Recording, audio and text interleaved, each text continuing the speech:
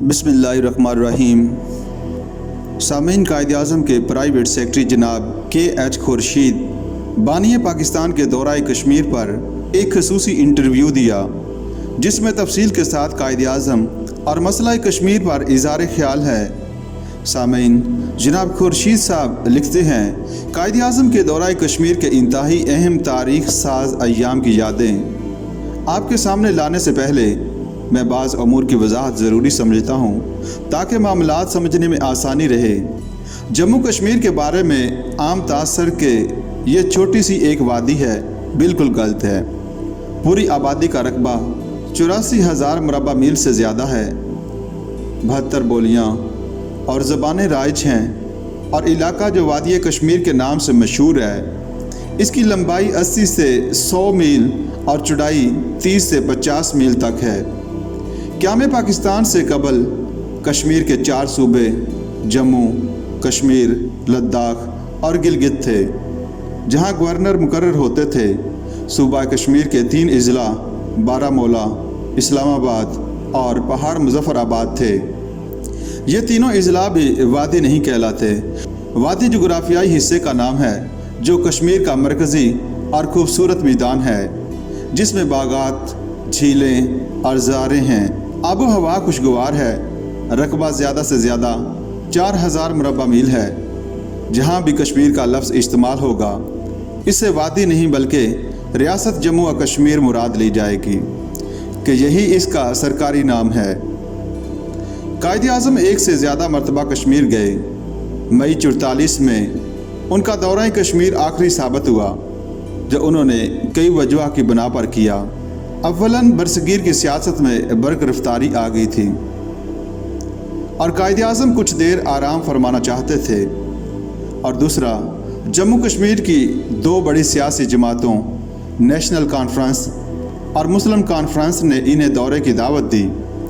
कायद-ए-आज़म की ख्वाहिश थी कि कश्मीरी मुसलमानों को मुत्तहिद किया जाए। इस वक्त जम्मू और कश्मीर नेशनल कॉन्फ्रेंस के सदर शेख अब्दुल्ला थे और आल जम्मू कश्मीर मुस्लिम कॉन्फ्रेंस के सदर चौधरी गुलाम अब्बास थे। कायद-ए-आज़म मुत्तहिदा हिंदुस्तान के पहले और वाहिद लीडर थे जिन्हें रियासत जम्मू और कश्मीर की दोनों सियासी जमातों नेशनल कॉन्फ्रेंस और मुस्लिम कॉन्फ्रेंस ने कश्मीर दौरे के लिए बुलाया था। यही नहीं, कश्मीर हुकूमत के वज़ीर आज़म सर बेनीगाल नरसिंह राव ने भी सरकारी सतह पर कायद-ए-आज़म को दावतनामा भेजा। इस वक्त महाराजा कश्मीर से बाहर थे और सालिसन पाकिस्तान का जो तस्वर कायद-ए-आज़म के जहन में था, या तारीख़ पाकिस्तान जिसे पाकिस्तान समझती थी, इसमें कश्मीर एक जुज़्व लाज़िम था। ये एक अलग रियासत है, इसलिए रियासतों के बारे में ऑल इंडिया मुस्लिम लीग की पॉलिसी तय करना ज़रूरी था। मेरे ख्याल में कायद-ए-आज़म के दौराए कश्मीर की एक वजह यह भी थी, अप्रैल 1944 ईस्वी के आखिर में कायद-ए-आज़म ने पंजाब प्रोविंशियल मुस्लिम लीग के सियालकोट इजलास में खिज़र हयात को मुस्लिम लीग से निकाल देने का ऐलान किया। इसके बाद कायद-ए-आज़म लाहौर वापस तशरीफ़ लाए। वहाँ से मोहतरमा फातिमा जिन्ना के हमरा सियालकोट से सोचीत गढ़ के रास्ते 8 मई को रियासत की हदूद में दाखिल हुए, तो सोचीत गढ़ से जम्मू तक और बाद में जम्मू से श्रीनगर तक अवाम का इस्तकबाल इतना वालिहाना था कि रियासत की तारीख़ में इसकी मिसाल नहीं मिलती। हालांकि कांग्रेसी लीडर पंडित जवाहरलाल नेहरू, खान अब्दुल गफ्फार खान, अब्दुल समद अचकज़ई और पंजाब के कांग्रेसी लीडर अक्सर गर्मियाँ गुजारने वहाँ जाते रहे, लेकिन इनके लिए अवाम ने दीदा व दिल इस कदर अकीदत व मोहब्बत से कभी फर्श राह ना किए जिस कदर कायद-ए-आज़म के लिए उनके जज्बात उबल रहे थे। सामीन, मैं मुनासिब समझता हूँ कि रियासत जम्मू कश्मीर का थोड़ा सा सियासी पस मंज़र भी बताता चलूँ, ताकि हालात का तज्ज़िया करने में आसानी रहे कि कायद-ए-आज़म दौराए कश्मीर में इतने पुरउम्मीद और मुतमईन क्यों दिखाई देते थे। पहली बात यह थी कि दूसरी आलमी जंग का खात्मा करीब नज़र आ रहा था और ये बात यकीनी हो चुकी थी कि इत्तेहादी ताकतें जंग जीत जाएंगी। न सिर्फ ये कि हुकूमत बरतानिया के ऐलानात मौजूद थे, बल्कि कायद-ए-आज़म को इसका यकीन था कि जंग के बाद हुकूमत बरतानिया को हिंदुस्तान खाली करना पड़ेगा।